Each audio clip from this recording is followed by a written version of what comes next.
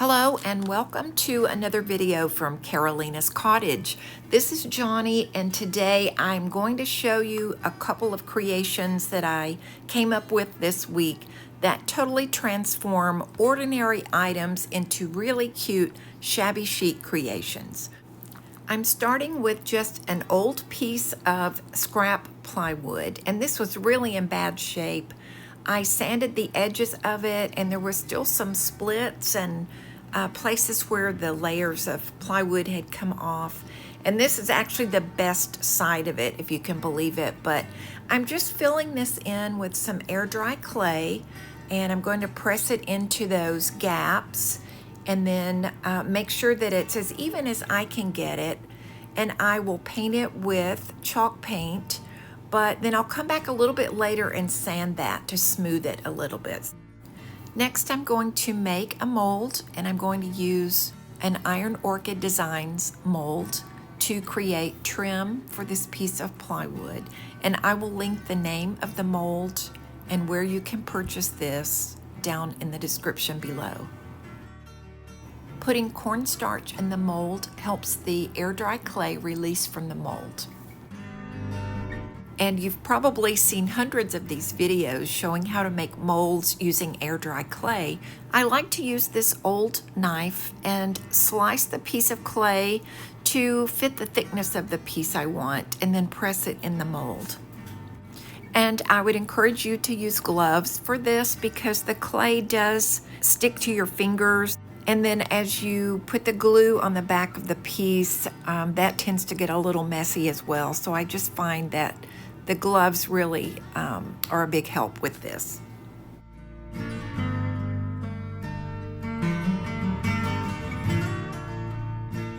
I will measure my board and determine the best placement for the piece of clay, and I'm going to add end pieces to this. Make sure you put the glue all the way to the edges because you want this to lay as flat as possible.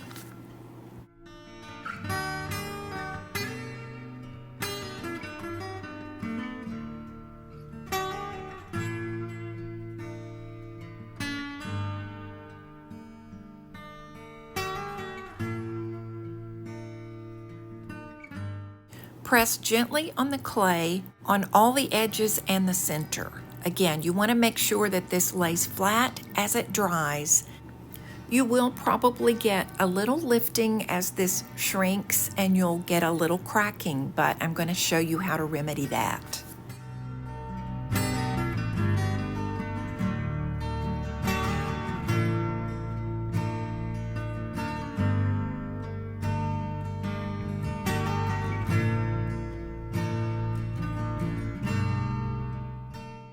And while I'm creating these end pieces to go here, I would like to encourage you to give this video a thumbs up. This really helps with the YouTube algorithm, and it will help get this video out to a lot more people and help my channel grow.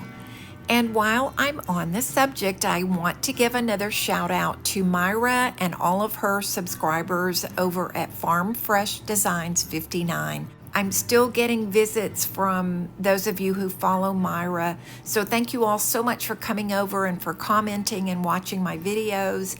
And Myra, thank you so much for the continued support. I will link one of Myra's videos down below in the description. As I finish up these end pieces, I'm going to use my knife to give this a clean finish.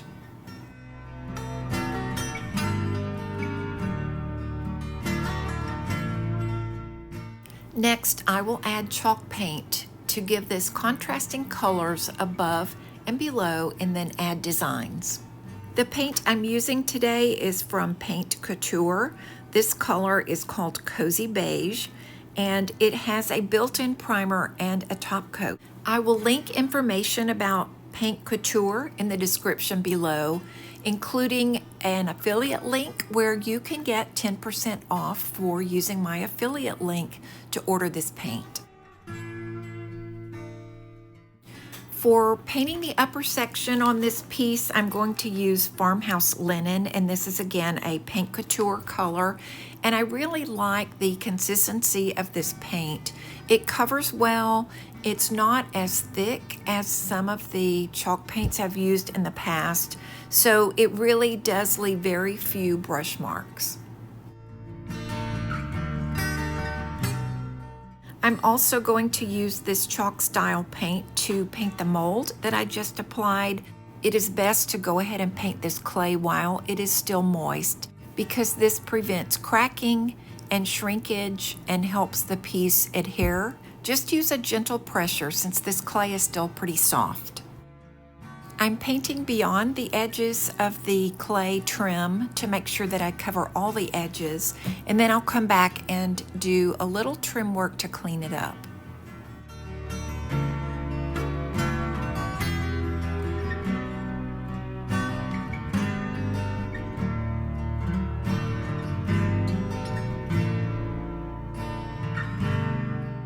To add a little shading and contrast to this piece, I'm making a mix of Paint Couture's Farmhouse Linen paint and their bronze colored metallic paint. I will continue working this to get a nice blend.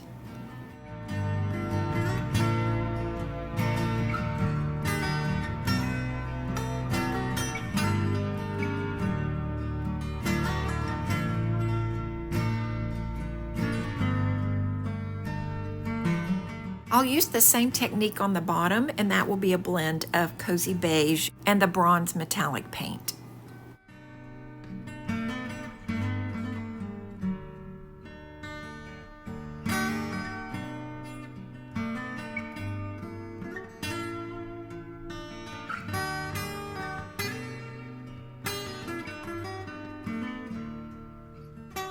Next, this just needs a light sanding to give it a distressed look, and then it's ready for the Iron Orchid Designs stamps.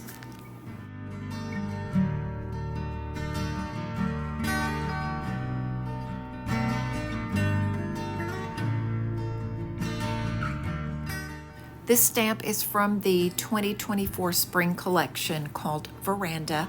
I did use scissors to cut this just for the portion of the rose that I want to use, and that's the beauty of some of these silicone flexible stamps like Iron Orchid Designs.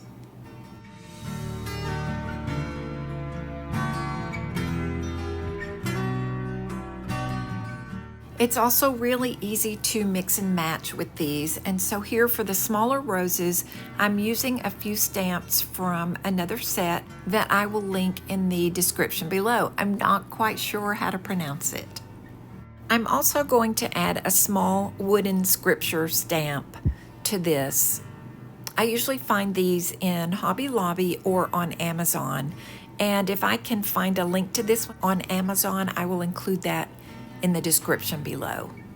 I dry brushed the bottom portion of this with Paint Couture's Black Chiffon Antiquing Glaze. And I will show this and the second item together at the end of the video. I will also have a pop-up that you can click on to watch more of my videos.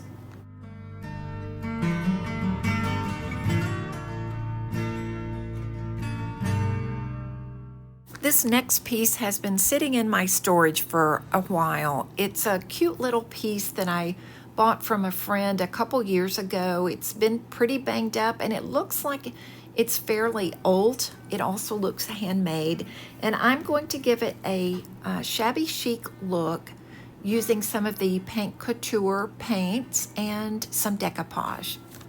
First coats of paint always look worse before the piece looks better.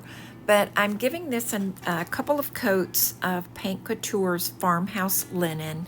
And again, this does have a primer in it as well as a top coat. So it's just really a great paint to use on this old piece. And because this piece is old and it's pretty dry, I did get some wood fibers pop up a little bit with that first coat, which is very typical. This paint seems to be better at preventing that than some of the other paints, but I did give it a light sanding between the first and second coat to help with that. I'm doing a little correcting here with the paint colors. I thought I might want to trim this in yellow, so that's what I did on the top portion of this piece at first, but it just didn't have the look I was going for. So I did repaint or paint over that with a soft pink color, and that seems to fit the paint as well as the decoupage paper that I'm going to be using. I do have more colors coming from Paint Couture. I was a little bit late ordering the color I wanted for this one, so I used an old color I had on hand from Rust-Oleum, and it's just a blush pink color.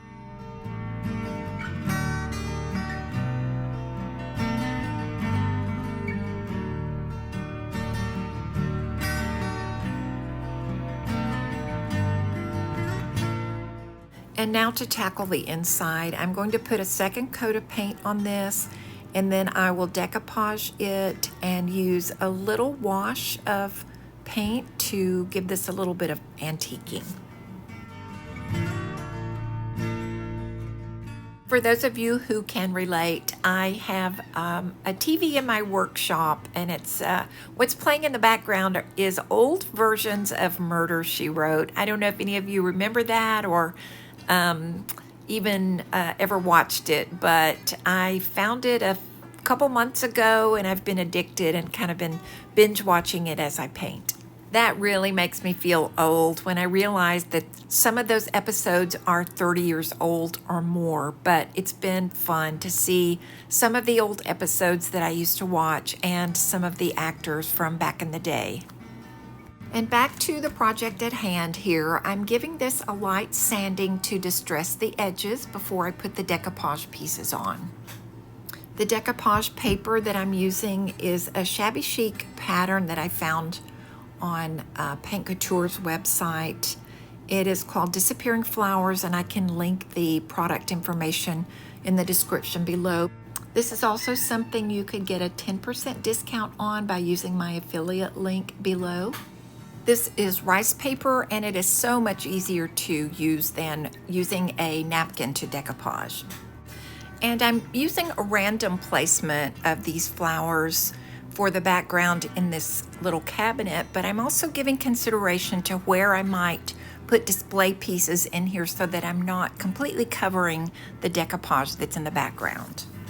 I did not tape off the glass to keep paint from getting on it because I have found that it's easier to just go back after the piece is finished and use a razor blade to scrape the paint off the glass.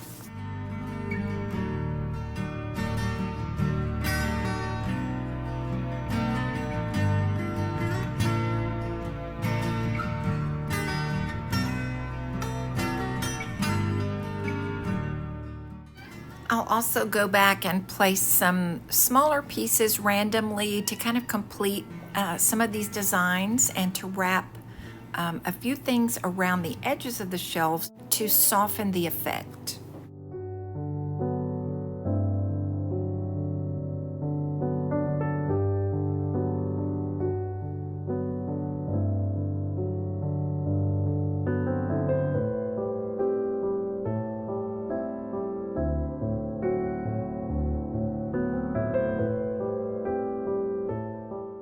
Another thing that will help soften the look of this piece is to do a little shading and antiquing by using a wash. And I'll do this with some of the paint that I've used.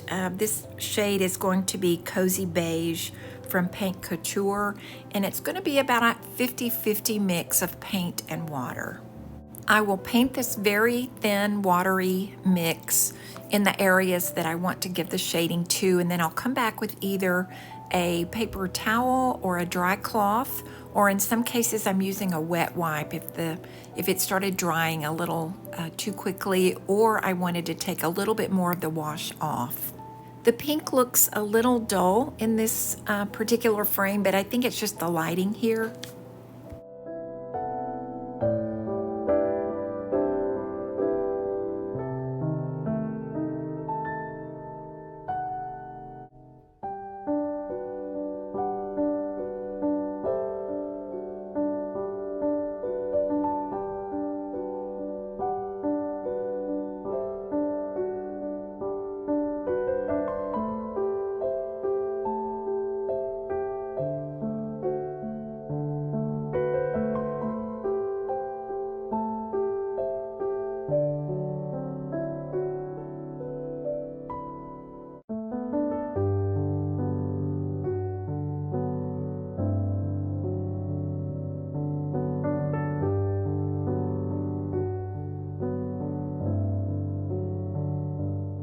You want to make sure that you use this wash in all of the recesses, especially the cracks and the corners. This is what gives it a shabby look and makes it look aged.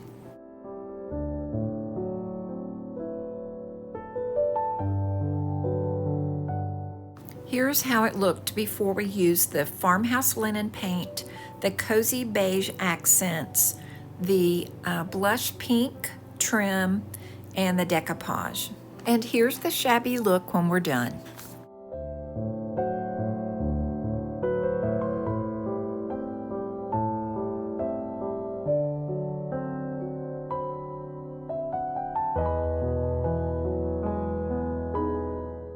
Let's take a look at both pieces once again.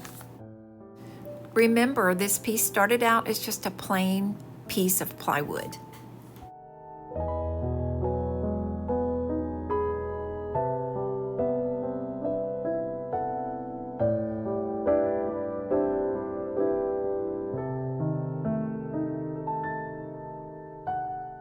Please remember to subscribe, give this video a thumbs up, click on the pop-up at the end to watch more of my videos. Thank you for watching today, and I will see you in the next video.